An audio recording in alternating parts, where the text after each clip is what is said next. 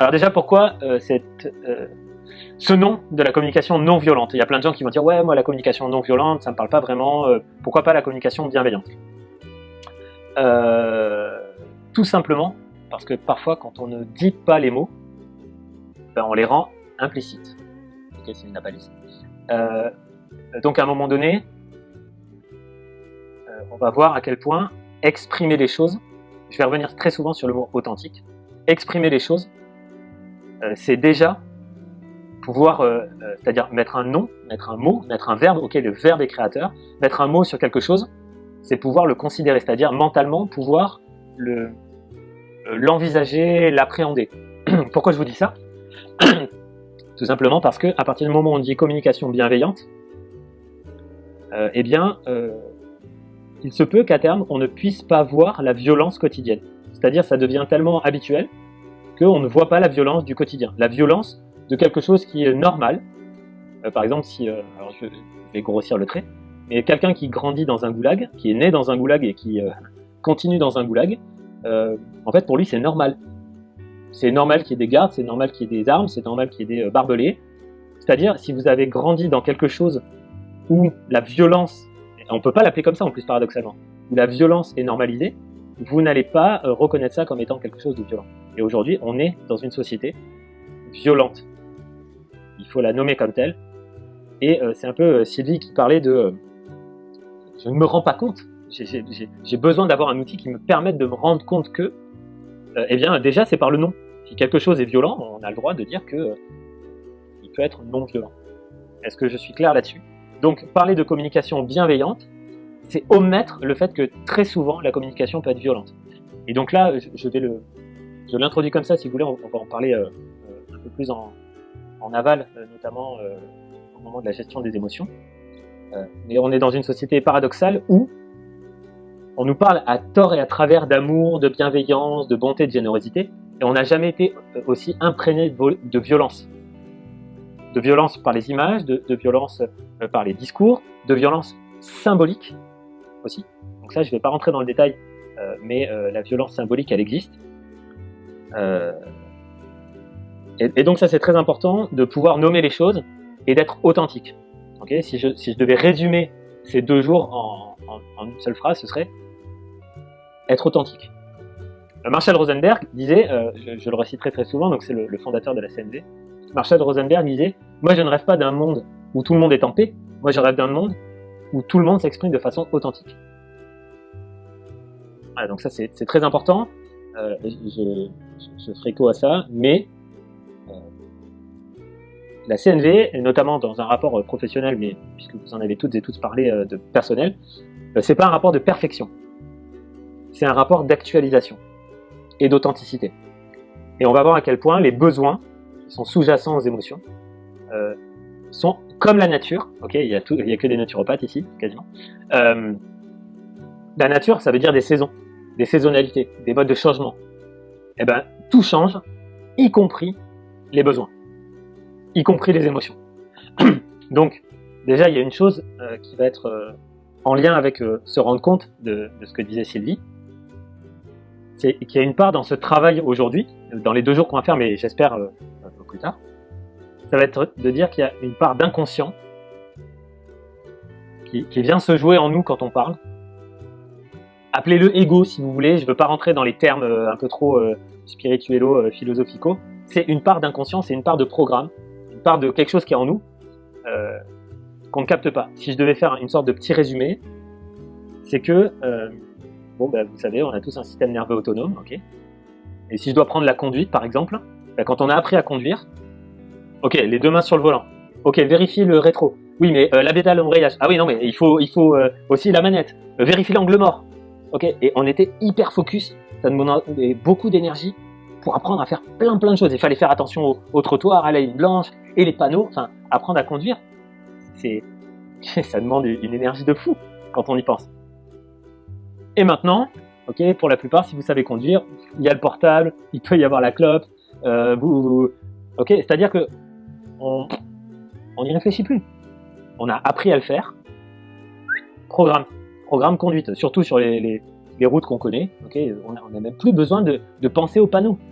Alors que si je commence à conduire dans un endroit que je connais pas, si j'ai pas de GPS, il faut regarder, il faut demander à quelqu'un, je me repère pas. Donc, il faut bien comprendre que dans notre manière de communiquer, il y a une grosse part qui vient de notre inconscient, de notre programmation initiale, de la manière dont nos parents nous ont éduqués, dans la manière dont on a été...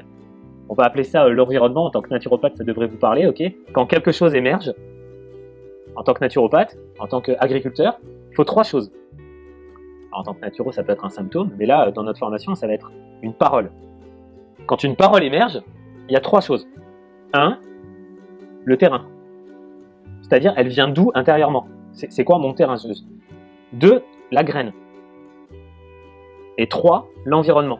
C'est-à-dire que la plupart d'entre vous, vous avez dit, moi, je réagis pas forcément pareil en fonction de mes clients, en fonction de mon environnement, qu'il soit privé ou personnel. Et puis même dans le privé, il y a certaines personnes avec qui je vais parler d'une certaine manière et d'autres d'une autre manière. Alors que pourtant, mon terrain reste le même. C'est bizarre.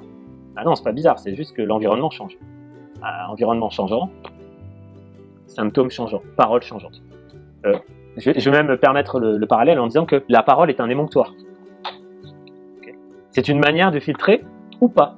Peut-être avant de faire de la CNV, on considère que la parole c'est normal et qu'on doit se lâcher, alors que la parole peut être un émonctoire, c'est-à-dire un filtre, mais il faut l'activer ce filtre. On nous a jamais dit que la parole pouvait être filtrée. Okay. Donc on va aller travailler sur ces programmes, jamais dans un souci de perfection, mais de perfectionnement. C'est-à-dire d'amélioration continue et d'actualisation. Ça, c'est très important pour pas que vous tombez dans l'écueil de dire « Ah, j'ai fait de la formation de CNV, je me fouette parce que j'ai mal parlé à quelqu'un. » Non, non. Moi, j'avais un maître qui me disait, je lui avais posé la question « Maître, est-ce qu'il y a des jours où on peut s'arrêter de... » C'était dans du Qigong, hein, on peut arrêter de pratiquer. Il m'avait dit « Oui, le jour où le soleil se lève pas, tranquille, tu peux te reposer. Tu arrêtes de pratiquer. » Et donc, voilà. Il y a ce rapport d'humilité qui va faire que il n'y a pas de souci, c'est pas parce que j'ai les outils de la CNV que je vais être parfait et que je vais savoir les maîtriser. Okay. C'est pas le but du jeu. Le but du jeu, c'est est-ce que je peux actualiser. Donc on reviendra sur des techniques de respiration. Une autre chose aussi que je tenais à préciser, c'est que très souvent, là j'ai entendu, et pour cause, hein, puisque vous êtes thérapeute, j'ai entendu le mot d'aider. D'aider. Une grosse problématique, qu'elle soit consciente ou inconsciente, c'est cette fameuse triade dramatique, et notamment le fait de pouvoir sauver. Alors, peu importe, hein, sauver nos clients, sauver l'humanité, sauver notre couple, sauver... ok, et très souvent, aider et sauver sont synonymes et sont comme intriqués. On va voir comment sortir de ça. Ça n'a rien à voir. Et la pire des choses serait qu'à l'intérieur, inconsciemment, aider égale sauver, mais que je ne le reconnaisse pas. Ça, c'est très compliqué d'aller voir ce qui est inconscient. Okay, ben, c'est le principe de l'inconscience. On a tous des angles morts. On va voir comment aller travailler ça. Une autre chose qui a été précisée par Philippe, c'est, et puis même pour tout le monde, c'est de l'importance des mots, de l'importance de la communication. Alors, là, je voudrais revenir sur une chose, puisque j'ai parlé d'homogénéité et d'hétérogénéité. On entend souvent dire, oui, ce qui est important, c'est la biodiversité. Vous avez entendu ça, ok, la diversité. Prenez un zoo, vous avez des girafes, des rhinocéros, des fois même des pingouins, des grizzlies, enfin je sais pas, n'importe quoi. Vous avez tout un tas de bêtes différentes, de races différentes, d'espèces différentes. Le problème, c'est qu'ils sont tous dans un enclos. Donc en fait, il y a de la diversité, mais un zoo, c'est mort. Parce qu'en fait, ce qui compte, ok, c'est la diversité, mais c'est surtout le lien. Autour d'un point d'eau dans la nature, il y a des crocodiles, il y a des girafes, il y a des... Alors certes, il faut que tout le monde fasse bien attention, mais ils sont tous là. Parfois pas en même temps. Il y a des animaux nocturnes, des animaux diurnes. Et donc notre positionnement dans la CNV, c'est... Je vous invite à retenir ça. Est-ce que je peux continuer à garder le lien? Ok, dans un zoo, rappelez-vous l'image du zoo, c'est une image. Hein. Il y a beaucoup de choses, il y a beaucoup de gens. Il y a beaucoup de... Mais il n'y a pas de lien. Depuis 2 ans, une des choses qui a été éminemment mise à mal, c'est le lien. Distanciation sociale, restez chez vous, masque, indépendamment de... Je ne rentre pas dans la politique hein, dans ces 2 jours. Si vous voulez me lancer sur le terrain, je ne le ferai que depuis l'outil CNV dans un rapport thérapeutique. Néanmoins, c'est le lien. Okay, c'est le lien. Comment est-ce que je peux rester en lien? Et ça va être fondamental. On va le voir. Et pour Liliane, on va avoir des outils très concrets pour ça. Un autre point aussi, puisque je ne sais plus qui a dit ça, je crois que c'est Violaine qui a parlé d'initiation. Je ne sais plus si c'était ce mot-là. Alors, très souvent, pour pas qu'il y ait de méprise, l'initiation peut faire écho à quelque chose de mystérieux. Quand on est initié, c'est que il y a des gens qui savent et des gens qui savent pas. Alors très souvent, moi je dis, la naturopathie, c'est exotérique, c'est pas ésotérique. La santé, c'est pour tout le monde. Puis là, je vais parler à des gens qui connaissent certainement mieux que moi, mais parmi les 10 techniques en naturopathie, les 3 premières sont l'alimentation, le réglage alimentaire, technique respiratoire et exercice physique, ok, ça va de pair, hein. Et on va dire équilibre, alors appelez-le comme vous voulez, psycho, neuro, psycho, émotionnello, je sais pas ce que, mais voilà, ce rapport interne d'équilibre. C'est gratuit et c'est pour tout le monde. Eh bien la CNV, c'est gratuit, c'est pour tout le monde et c'est exotérique, c'est-à-dire divulguer le message. Là évidemment, on va dire dans un souci de, comment dire, de professionnalisme, d'organisation, et parce qu'il y a des gens qui travaillent derrière, cette formation par exemple elle est payante pour vous. Néanmoins, moi vous verrez sur mon site internet, j'ai mis des heures et des heures, où j'ai mis plein de vidéos sur la CNV, je donne. C'est quelque chose qui se donne, c'est gratuit. Après de temps en temps il y a des choses, il faut bien écouter, mais ce message-là, il n'est pas réservé à des initiés, il n'y a pas de mystère, il n'y a pas de magie, au sens étymologique, il n'y a pas de gnose, c'est-à-dire il n'y a pas de connaissances spécifiques à la CNV. Je traduis donc par la vérité, je traduis donc par l'authenticité, la transparence. Est-ce que c'est bien clair? Parce que ça, c'est fondamental. C'est d'ailleurs une des choses qui va faire qu'intérieurement, quand on veut discuter avec quelqu'un, on va s'autoriser à dire des choses et des fois, on ne va pas dire certaines choses. Notamment, ne serait-ce que pour la bonne intention de ne pas blesser. Il y a quelqu'un qui a dit ça tout à l'heure, il faut que je fasse attention à mes propos pour aller travailler quelqu'un, pour régler des conflits, mais pas trop soulever de choses à l'intérieur. Ça a été énoncé. Ok, donc on va voir ça. Là, je fais une grosse introduction. Hein. Je balance des gros trucs.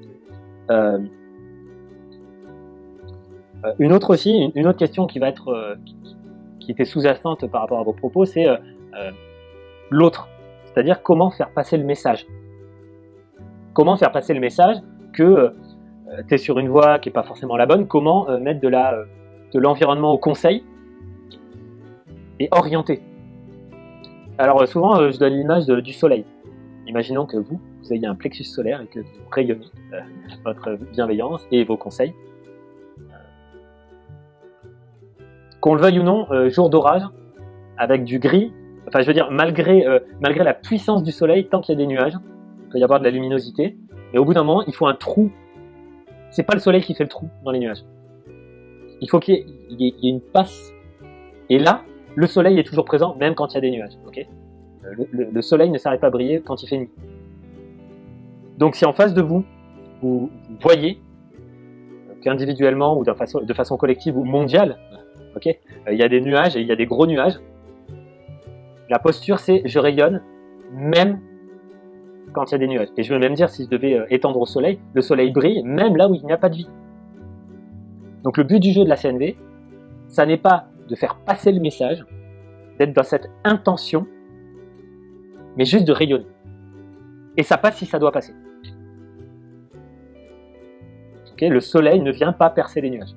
Le soleil brille, point.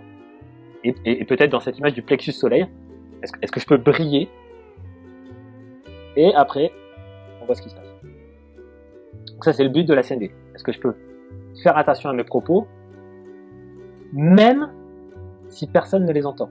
Et donc là, je vais faire écho à quelque chose qui est que la CNV, c'est un outil d'abord de soi à soi-même. C'est-à-dire notre dialogue personnel, notre discours personnel, notre conversation interne. Blaise Pascal disait « Tous les problèmes du monde viennent d'une seule et même chose, que l'homme est incapable de rester seul avec lui-même en paix quand il est assis dans une pièce vide. » C'est-à-dire, si je m'assois moi tout seul dans une pièce et que dans ma tête, ça cogite, Si l'autre, le voisin, il est tout seul dans son appartement, ça cogite. C'est-à-dire que c'est la guerre dans ma tête, c'est la guerre dans sa tête. Quand on sort sur le palier, qu'est-ce qui va se passer? Ben, ça va être d'apparence. Okay, on peut faire hein, des relations d'apparence, mais elles ne seront pas authentiques. Parce que si j'étais authentique, j'irais voir ce qu'il y a. Et à l'intérieur de moi, c'est la guerre. À l'intérieur de lui, c'est la guerre. Est-ce qu'on peut se pacifier mutuellement alors que c'est la guerre entre nous? Peut-être. Ça peut être très intéressant. D'utiliser l'autre comme thérapeute de ma propre faiblesse. Et donc, je vais donner une autre image parce que là, dans ce que je viens d'énoncer, c'est une grosse introduction, mais j'espère qu'elle est nécessaire en tout cas. J'ai utilisé le mot de discussion. Et ensuite, j'ai utilisé un autre mot qui était conversation. Alors, le dit, ok, le deux, l'enfer c'est l'autre. Le dialogue, c'est pouvoir échanger. Échanger aussi quand on n'est pas d'accord. La conversation, le cum de conversation, c'est le cum, c'est le avec. Alors, je vais faire une introduction un peu, excusez-moi si elle est un peu orientée, mais c'est juste des images okay, que j'essaie de donner, des paraboles. Le diable, j'ai parlé d'intention. Hein. Okay, si j'ai l'intention de faire quelque chose, l'enfer est pavé de bonnes intentions. Le maître de l'enfer, c'est le diable. Étymologiquement, dit, ok, c'est l'autre, une diagonale. Okay, c'est deux droites qui vont à l'opposé. Donc le diable, c'est celui qui divise. Étymologiquement, okay, c'est celui qui nous coupe, qui coupe le lien. Et donc le diable, il utilise tout un tas de stratagèmes, y compris le mensonge, c'est-à-dire, autrement dit, la non-authenticité, c'est pas réel, c'est pas la vérité. Ça, on va faire écho un des premiers outils hein, qui sera l'observation et non le jugement. Donc il n'observe pas, il juge.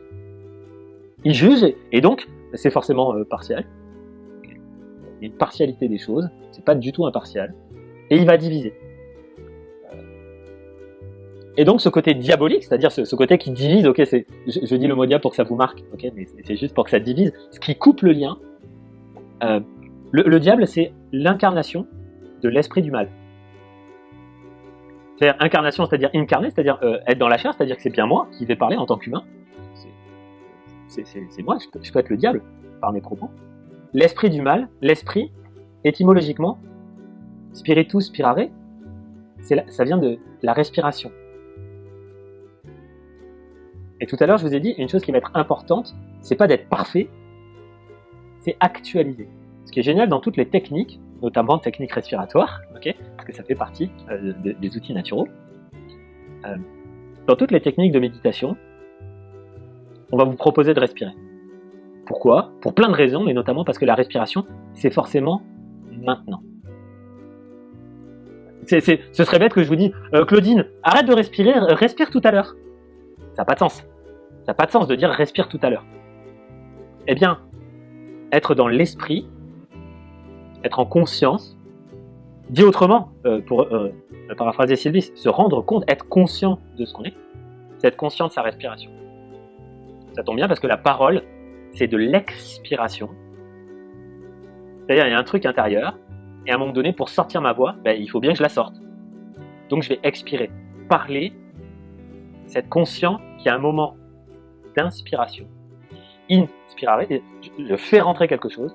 Alors les peintres sont inspirés par des muses, parfois par de l'alcool, ok, ça dépend. Mais vous pouvez être vous-même inspiré par des gens, ou des situations, ou un coucher de soleil, ou votre chien, ou vos chevaux, la nature, votre jardin, peu importe. Et à un moment donné, il y a quelque chose qui va sortir.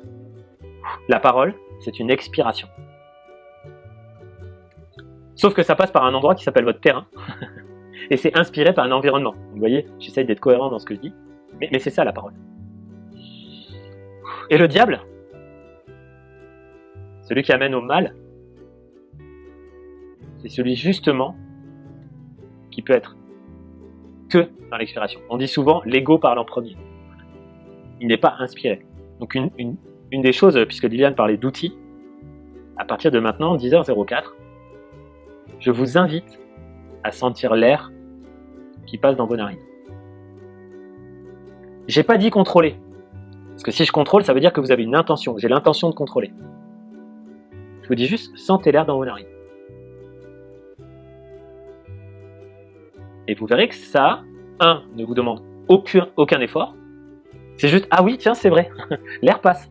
C'est-à-dire, je conscientise que c'est du réel. Et 2, ça n'entrave en rien votre écoute. C'est-à-dire même, ça la renforce. Eh ben, un des outils très puissants dans la CNV, ça va être de rester dans le présent. Le diable, c'est celui qui vous dit, c'est celui qui divise le temps. Il va vous dire, oui, mais rappelle-toi, tu m'as dit ça. On va voir, quand on est en train de discuter avec quelqu'un, et oui, mais t'avais dit que tu irais chercher le pain. Okay, mais c'est aussi celui qui divise le temps dans la croyance du futur. Alors, vous verrez, une fois que vous aurez pris les fleurs de Pâques, une fois que vous aurez fait tel réglage alimentaire, vous verrez les améliorations nani nana. Non. C'est quelle est ma posture quand je pose le conseil. Ça, on va y voir, mais surtout demain. Okay, je vais pas. Là, c'est une sorte de teaser que je vous envoie. Okay, ça, je vous appâte pour que vous restiez jusqu'à demain 17h. Donc, le but du jeu, je résume en une phrase. C'est est-ce que, lorsque ou je parle avec moi-même, ou il s'avère que j'ai un interlocuteur, je puisse consciemment, c'est-à-dire de façon volontaire, être dans la présence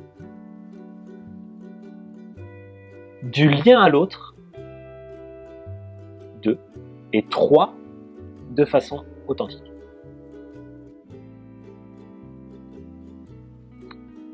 Pour moi, j'ai pas dit que c'était ça la CNV, mais pour moi, c'est ça la CNV. Et à partir du moment où on en est là, c'est-à-dire conscient de cette respiration, c'est-à-dire conscient de la présence, du lien, je peux pas diviser.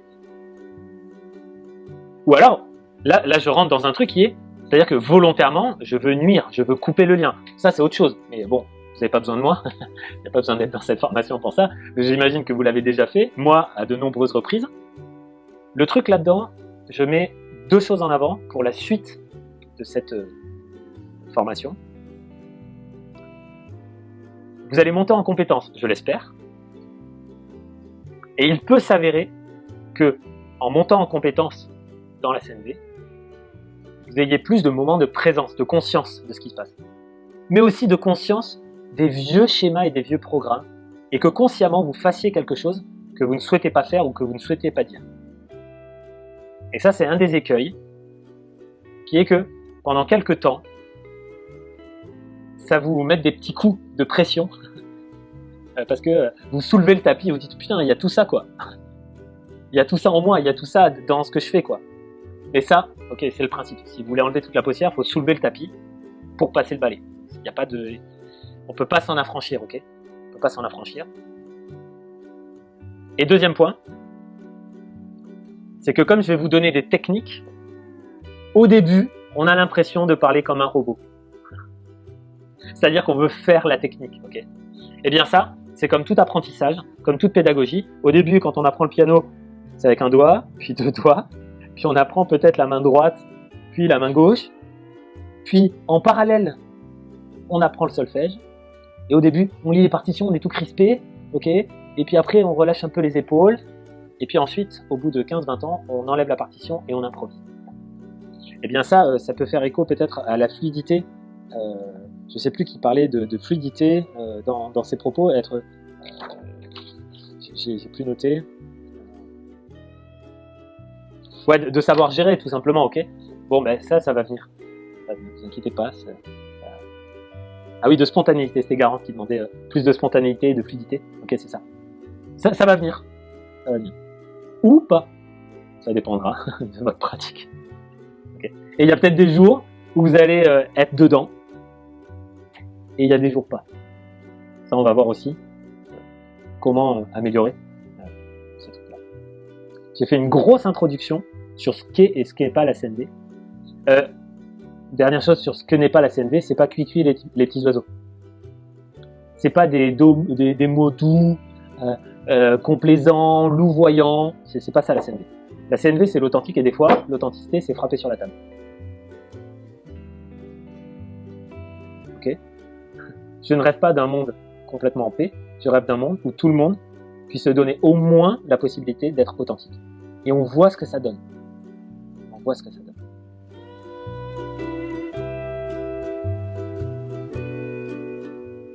Quels sont les outils de la CNV pour pouvoir répondre partiellement à la question d'Isabelle? C'est moi en tant qu'accompagnant, éducateur, éducatrice de santé en naturopathie, accompagnant d'un groupe, parce qu'on n'est pas forcément seul dans son cabinet, on peut être dans une réunion de famille, on peut être dans une assemblée. Suis-je en été, ai-je l'élan, le temps et l'énergie pour faire le rôle que j'accepte de faire? C'est un prérequis. Et ça fait intégralement partie de la CNV. C'est-à-dire, je ne peux pas rayonner, je ne peux rayonner que ce que j'ai. Tout à fait. Deuxièmement, une fois que, oui, j'ai décidé d'accepter de me mettre en lien, je me rappelle qu'il y a 5 canaux privilégiés. La présence, le service, le cadeau, le toucher et la parole. Je peux décider en fonction de mon énergie, de mon temps, de ma capacité à intervenir, de favoriser un canal plutôt qu'un autre. Et pas forcément la parole. La pure présence est d'un soutien énorme. Ensuite, une fois que je décide d'utiliser le canal de la parole, est-ce que je peux accepter, et que je suis en été, okay. Troisièmement, je décide de choisir le canal de la parole, et je fais le silence mental, je crée assez d'espace en moi pour inspirer avec le nez, voir sans juger, on a fait un exercice là-dessus, écouter sans qu'il y ait de radio mentale, sans jugement, que tout ça rentre. Et une fois cette étape-là passée, qu'est-ce que tout ça, une fois que c'est mis dans mon puits, ça me fait à moi? Voilà, ça c'est les étapes qu'on a déroulées, pour résumer, hein. Ce sont les étapes qu'on a déroulées dans la CNV pour en arriver jusque-là. Et donc, je ne suis pas encore à l'étape où je sors, où je vais poser des mots, poser un acte. J'y suis pas encore, ça ce sera demain.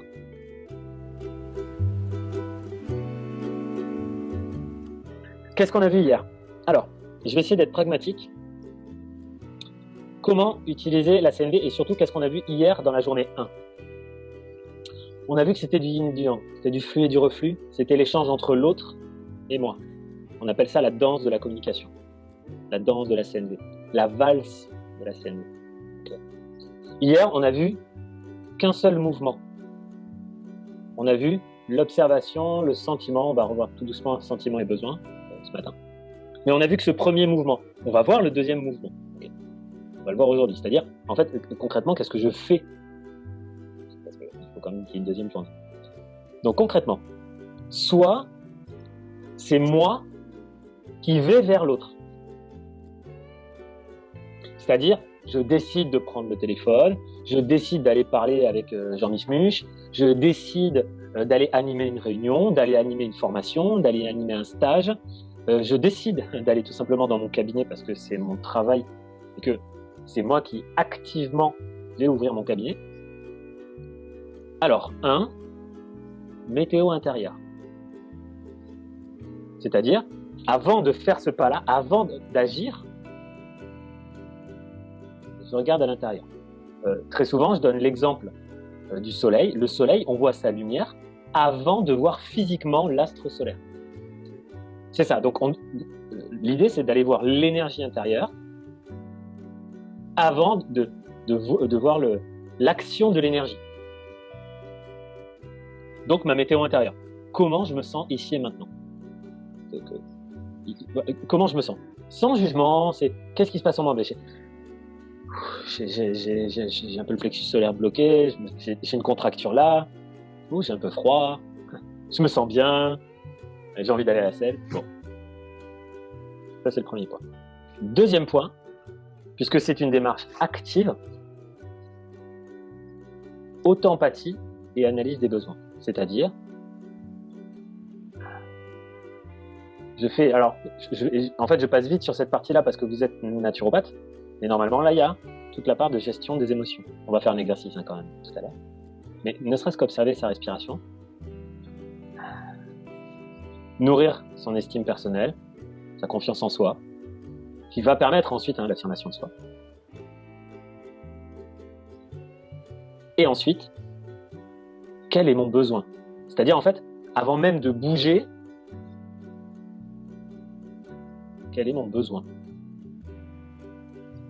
Et c'est à moi, puisque c'est moi qui fais la démarche d'aller vers l'autre, d'aller vers l'animation d'un groupe, Isabelle nous parlait de référente d'un groupe, j'ai entendu parler de formation, de transmission. C'est quoi c'est quoi mon besoin à moi quand j'y vais? Et je l'identifie pour qu'il soit clair en moi. Voilà. Donc je monte dans mon échelle de disponibilité vis-à-vis de moi-même. Et attention, c'est pas parce que j'ai fait ma météo intérieure, que j'ai observé ce que je ressentais et que j'ai observé mon besoin, que je suis en été. D'accord? Donc, l'été, c'est de me dire, ai-je l'élan, le temps et l'énergie pour aller volontairement me connecter à l'autre? Et volontairement vouloir garder le lien au-delà du message. Est-ce que je veux vraiment rester connecté au messager? Alors, ça peut être ma grand-mère si je vais la voir, ça peut être votre client, ok, l'autre quoi. Donc je rappelle, l'été, c'est aussi soit avant d'aller au cabinet, soit entre deux séances. C'est-à-dire que tout ce qu'on vient de faire, ce petit processus-là, vous pouvez le refaire entre deux séances, entre deux consultations, avant de décrocher le téléphone, avant la réunion. Voilà. Avant de répondre à un email. Vous verrez, le processus au début, il prend 10 minutes, après, il prend 10 secondes. Okay, quand vous prenez l'habitude, il n'y a pas de souci. On va revenir, je vais vous faire donner un exemple. Hier, on a parlé de la voiture, je reviendrai sur l'exemple de la voiture.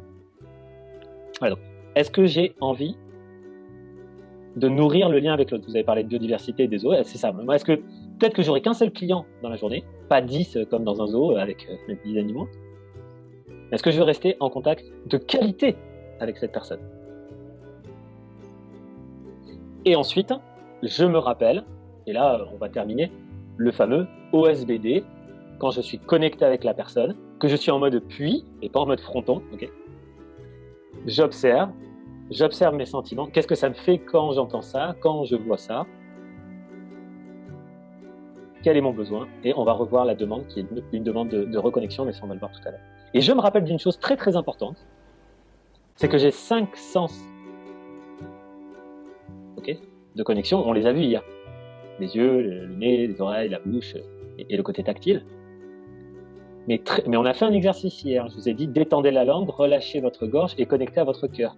Parce qu'on a un organe récepteur, alors en médecine chinoise on en a même 5, mais peu importe, nous pour aujourd'hui on va faire en mode girafe, on a un organe récepteur fondamental, c'est le cœur.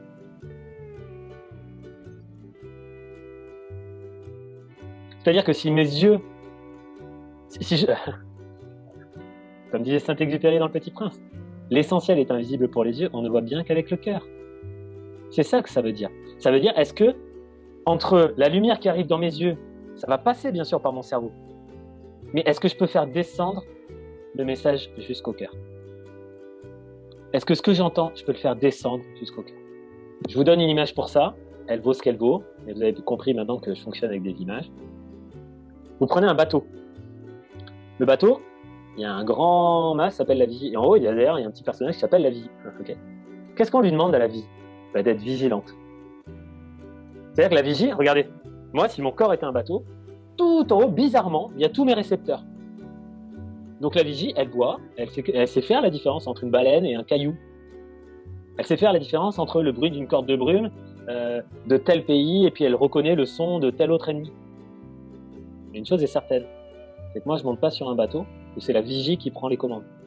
La vigie, elle capte et elle envoie l'information au capitaine. Capitaine, baleine à 300 mètres. Homme avec un couteau à 15 mètres. Okay. C'est le capitaine qui prend les décisions. C'est le cœur qui prend les décisions. Mais, c'est pas lui qui agit. En dessous, il y a des galériens, okay, qui rament, et des gens qui... Ok, donc, nous, on a des bras, on a des mains. Donc, on dit souvent que les mains sont les antennes du cœur. Okay, c'est parce qu'en fait, en médecine chinoise, il y a le méridien de l'intestin grêle, le méridien du cœur, du péricarde, etc. Mais en fait, ça veut dire quoi aussi? Ça veut dire qu'en tant que naturopathe, vous savez bien qu'il faut vraiment que le sang aille jusqu'au bout des doigts, jusqu'au bout, partout, pour pouvoir amener les protéines, les minéraux, les vitamines, etc., pour pouvoir amener de la qualité de vie. Okay, mais c'est pas le cœur qui se déplace physiquement pour y aller. Donc chacun reste à sa place, mais chacun fait bien son taf.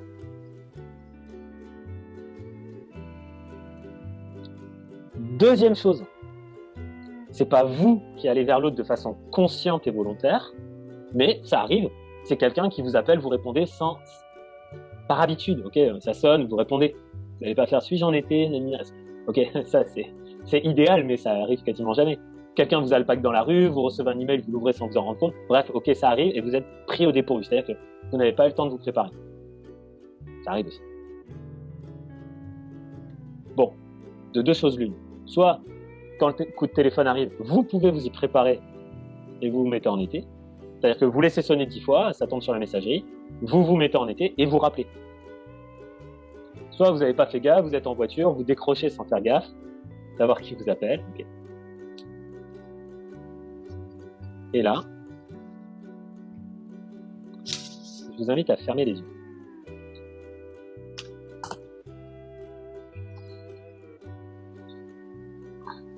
Je vous invite à poser vos deux mains, paumes vers le haut, vers le plafond. Vous les posez au niveau de vos cuisses. Vous les posez sur vos cuisses. Alors, tout simplement, cette posture-là, très souvent, on voit des gens méditer comme ça, mais c'est simplement parce que la posture paume vers le haut, elle permet de détendre l'épaule et l'omoplate. Ok.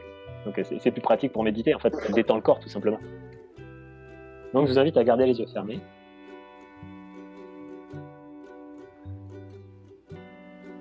Alors, une partie de votre corps est déjà préparée, vous êtes naturopathe et je vais aller un tout petit peu plus vite, mais relâchez instantanément tous les muscles de votre visage. Laissez faire la gravité. Les muscles les plus puissants du corps sont les masséters, les muscles des mâchoires. Il y a un proverbe chinois qui dit « Si je relâche pas mes mâchoires, je ne peux pas relâcher mon ventre. » Mon intestin. Et l'intestin, c'est la porte d'entrée. C'est la zone d'assimilation. C'est là où le non-soi, où l'extérieur devient soi. Okay. Si je veux me laisser pénétrer, si je veux assimiler la vie, il faut que je relâche les mâchoires. C'est con de dire comme ça, mais okay, c'est une image. Relâchez les mâchoires. Comme si vous étiez à l'EHPAD là, et la bave coule, ok. C'est très bien, le para il la bloque. Mais c'est ça que ça veut dire aussi. Hein. Les marques des mâchoires le long des dents avec l'anxiété, la rate qui est mise au courbouillon, ok. Souvent j'exagère les traits pour que ça retienne quoi. Et bien entendu, l'air est libre au niveau des narines. J'observe ma respiration. Entre parenthèses, sans la contrôler. Elle est ce qu'elle est. Là, maintenant, tout de suite. Et j'ai le droit de me relâcher.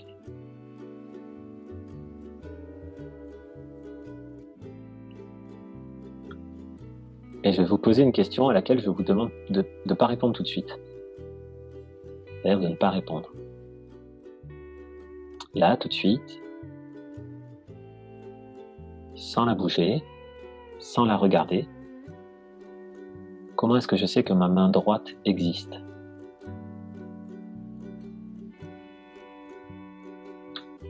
Eh bien, en entendant ma phrase, il y a une partie de votre attention qui est partie dans la main droite.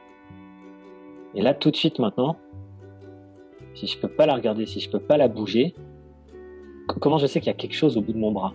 Comment est-ce que je sais que cette zone-là, elle est vivante?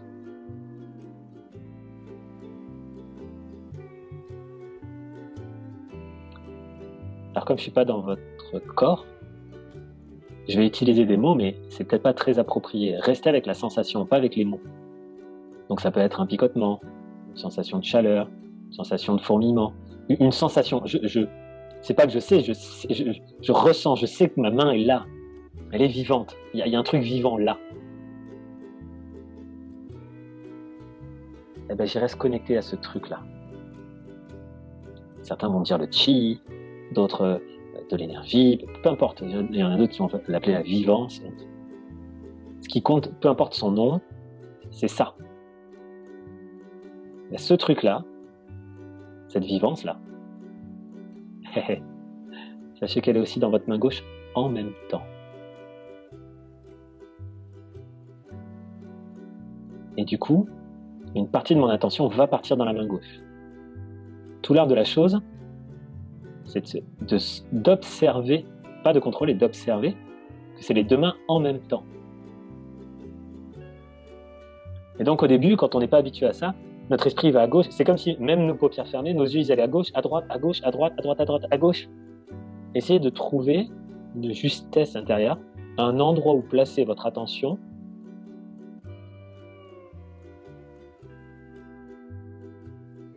pour sentir vos deux mains en même temps.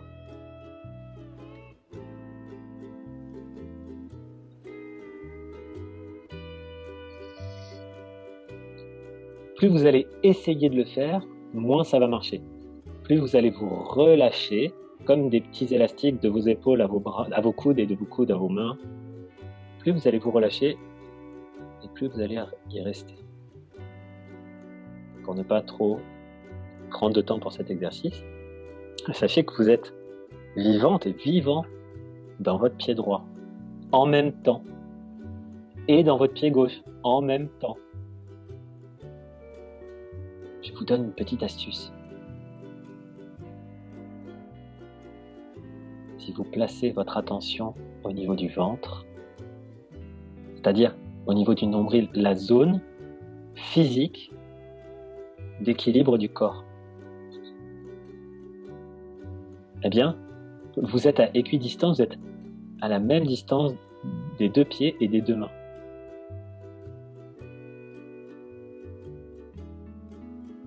Ressentez vos deux pieds et vos deux mains depuis le ventre, notre second cerveau.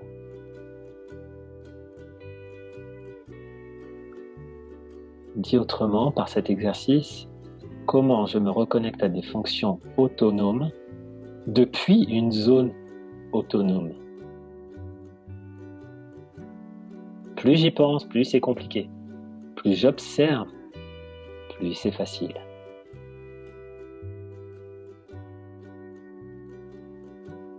Et quand j'arrive à placer mon attention dans le ventre et donc dans ces quatre zones en même temps, là j'ai le droit de me relâcher, de me détendre. Et bien entendu, je continue à respirer. Et comme je respire dans mes narines, je respire dans mon ventre. Et comme je respire dans mon ventre, je respire dans ces quatre zones en même temps. Plus j'y pense, plus c'est compliqué. Plus je laisse faire, et mieux ça va. Je suis dans les quatre zones, le ventre, la détente, la respiration. Il manque quelque chose. Il manque le sourire. Il manque le sourire intérieur. C'est pas le sourire salut Jean-Michel. C'est pas un faux sourire, c'est pas un sourire de surface, c'est pas un masque.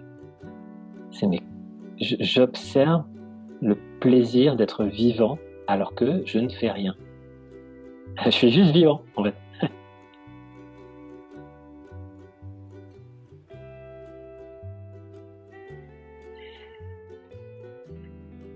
J'accélère un peu cet exercice. Vous pourrez le refaire d'autant plus qu'il est enregistré. Mais il faut terminer par quelque chose.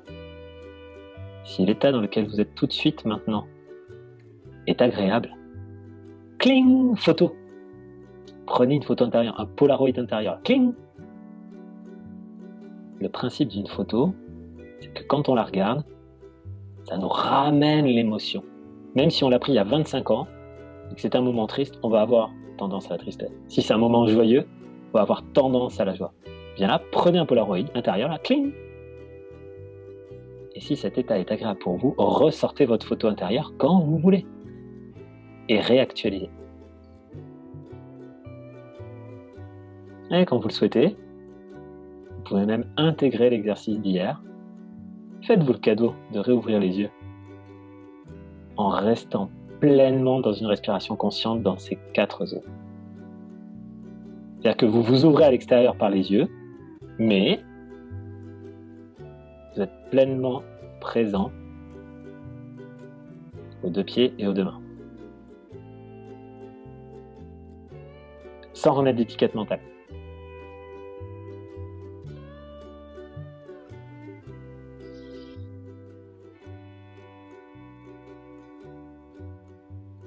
Et donc je termine quand je suis pris au dépourvu, hop, je sors mon Polaroid. Ça va être la demi-seconde d'auto-empathie. Cling! Je suis peut-être pris au dépourvu, je sais peut-être pas quoi répondre, je sais pas quoi dire, mais intérieurement, cling! Et ça ne devient que de l'entraînement, de la répétition, uniquement. Ça se saurait si, quand on fait une formation, on intègre instantanément tout ce qu'on a vu dans la formation. Ça se saurait si, en lisant un bouquin, instantanément, on arrivait à le mettre en pratique. Alors hier, je vous ai donné l'exemple de la voiture. Et je vous ai dit, au début, il faut le rétroviseur, il faut enclencher le pommeau, il faut tenir le volant, il faut connaître les panneaux de signalisation. Je veux dire, en fait, ensuite, on peut faire n'importe quoi. D'ailleurs, vous prenez quelqu'un que vous aimez bien à côté, et vous avez une discussion hyper passionnante. Et au bout d'un quart d'heure, il vous dit « Qu'est-ce que j'ai dit depuis un quart d'heure ?» Et vous pouvez tout lui répéter.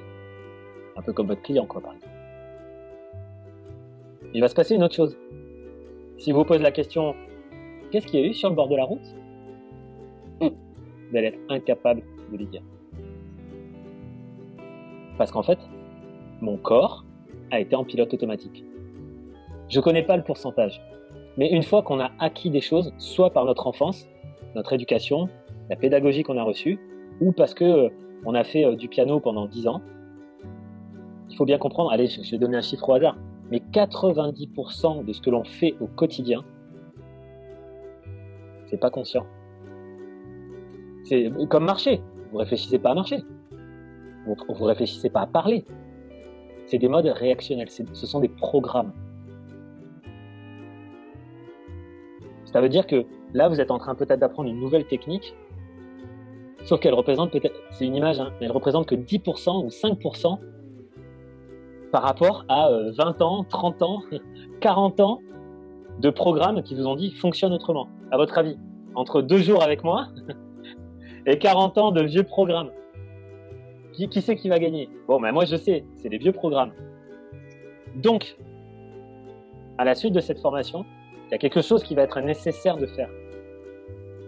C'est mettre en pratique régulièrement. Un peu comme les fleurs de bac. Ok, ça marche pourquoi? Parce qu'on le met pendant 21 jours, 28 jours, peu importe votre manière de les proposer.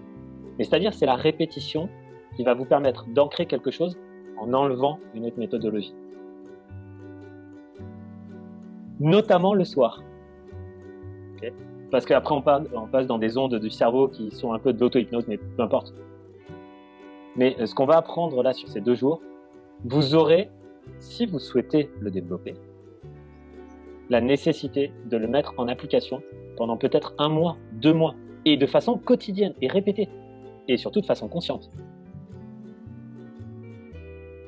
Si vous vous répétez à chaque fois que vous allez décrocher le téléphone, suis-je en été, et c'est pas une ritournelle de type mantra, c'est vous êtes conscient de ce que ça veut dire. Est-ce que là, tout de suite à l'intérieur de moi, j'ai l'élan et l'énergie? Est-ce que j'ai du temps à consacrer à mon banquier? Est-ce que j'ai l'envie et l'enthousiasme? Est-ce que la qualité de ma vitalité? Okay. Si vous faites ça tous les jours, ça deviendra une habitude. Un enfant, il tombe entre 2000 et 5000 fois avant d'apprendre à marcher. Si aujourd'hui tu marches, Tania, ce matin-là, c'est parce que je sais que tu es déjà tombé 3000 fois au moins. Il n'y a rien qui arrive comme ça, rien. Pour apprendre à écrire, tu as fait des lignes et des lignes et des lignes et des lignes de A et de B. Et tu en as rempli des cahiers avec ton prénom, le prénom de tes parents. Mais on a oublié ça. On pense que les choses, elles arrivent comme ça. Non, surtout, alors les 7 premières années, peu importe les 10, on s'en fiche, mais ça arrive très facilement. Ensuite, quand le mental se remplit de mots urgents, importants, que tu verras après ton bac, il faut refaire et refaire et refaire. Il n'y a pas d'autre méthode. Si tu en connais une autre, je prends. Moi, je connais 3 méthodes. Je te les donne. La première, c'est une sorte d'auto-hypnose juste avant d'aller dormir. C'est-à-dire que tu te répètes en boucle, avec consciemment, c'est-à-dire avec émotion, ce que tu veux vivre. Et en fait, ça rentre dans ton cerveau comme si tu l'avais déjà vécu. Parce que là-dedans, c'est une boîte noire, ok? Votre corps, il verra jamais la lumière du jour. Votre cerveau, il verra jamais la lumière du jour. Dès que ça arrive par les yeux, signal électrique. Ça arrive à l'oreille, signal électrique. La deuxième chose que je connais, c'est tu fais semblant.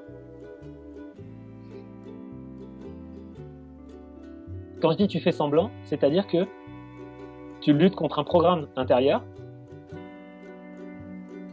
Et comme disait, je sais plus qui, mais c'est le chien remue la queue parce qu'il est content parce qu'il remue la queue. Ben, j'en sais rien en fait. Ce qui peut être intéressant, c'est de se dire, tiens, là je sens que j'ai pas envie de faire de la CNV, ben je vais en faire. Et oui, je vais parler comme un robot. Et oui, je vais être maladroit. Et oui, je vais tomber. Ben, voilà. Et donc la troisième chose, c'est la répétition. La répétition. La répétition. Et des fois, c'est pas que la CNV. Une fois, ça va être juste avant de prendre le temps de parler, tu fais une inspiration consciente.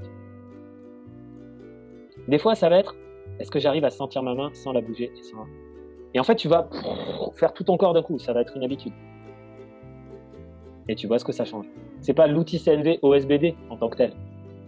C'est le fait de te reconnecter à ce qui est vivant en toi. D'ailleurs, tous les grands praticiens te le disent. Au bout d'un moment, la CNV, c'est plus une méthode. Tu te mets directement en mode puits, tu te connectes à l'autre.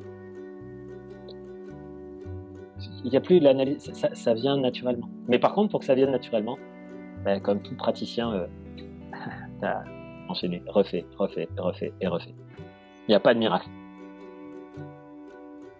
La fleur de bac, tu la prends 21 jours, 3 fois par jour, c'est comme ça. Sinon, si tu la prends 3 jours, ça ne marche pas. L'amour, c'est un feu. Tout, en fait. Tout ce qui a besoin d'être entretenu doit être nourri, c'est simple. Donc tu mets un feu au départ, et d'ailleurs, énergie au départ. Ça, c'est le fondement en tant que naturopathe. Dans la nature, il y a le respect des cycles. C'est énergie au départ. L'énergie au printemps à bloc. Après, elle se diffuse. Et ben, tu mets beaucoup de temps pour couper un arbre, pour débiter en bûche, pour l'amener dans la cheminée. Tu mets du temps à allumer ton feu. Okay, le contact avec l'autre, c'est pareil, ce que disait Isabelle hier. Ok, ça frotte, ça chauffe. Et le feu s'allume. Mais c'est pas parce qu'il est allumé, Faut rester un petit peu à côté, faut souffler. Et puis si je me barre trop longtemps de la maison, si je pars trop loin des gens que j'aime, si ça fait trop longtemps que je suis pas venu voir une des zones de mon corps, le feu, il s'éteint. Il faut que je remette du feu, remette du bois, que je rallume. Alors qu'en fait, si régulièrement je viens poser une bûche, il brûle toute la journée. C'est pareil avec la CNV, c'est pareil avec l'amour, c'est pareil avec le fait de regarder à l'intérieur. En Chine, j'avais un maître qui disait en Occident, c'est parce que la porte grince que vous mettez de l'huile. Nous, c'est parce qu'on met de l'huile tous les jours que la porte ne grincera jamais. C'est ça. Mais le truc, c'est que tant que vous êtes pleinement vigilant à quelque chose, c'est-à-dire de façon consciente, vous êtes tellement conscient que vos programmes, ils sont pas là. Ils n'ont pas besoin de... Vous êtes là. Par contre, dès que vous commencez à penser à autre chose, dès que vous avez la moulinette dans la tête qui commence à penser, et même à penser à des trucs qui, insidieusement, sont bons. Tiens, il faudrait que je l'aide. Ce serait bien pour lui que... vous, votre vie, elle continue. D'accord ? Quand vous êtes en train de manger, pensez à autre chose. Quand vous êtes en train de conduire et vous pensez à autre chose. Qui c'est qui vit dans ce corps-là ? C'est les programmes. Je ne sais pas comment on l'appelle, l'inconscient, le subconscient, je ne sais rien, mais je comprends rien. Mais c'est-à-dire que c'est pas conscient, c'est pas je suis pleinement vigilant. C'est les vieux programmes. Voilà, il n'y a pas de capitaine à bord, la vigie elle est pas là, mais les marins ils y vont. Eux, on leur a dit de ramer, ils rament quoi. Et donc peut-être 90 à 95% de notre journée c'est ça. Et donc cette vigilance-là, portée sur l'alimentation, portée sur la posture, portée sur la respiration, fait que petit à petit c'est ça qui transforme les programmes. Ok, la génétique, mais ça c'est l'épigénétique, on ne rentre pas dans ce sujet-là aujourd'hui.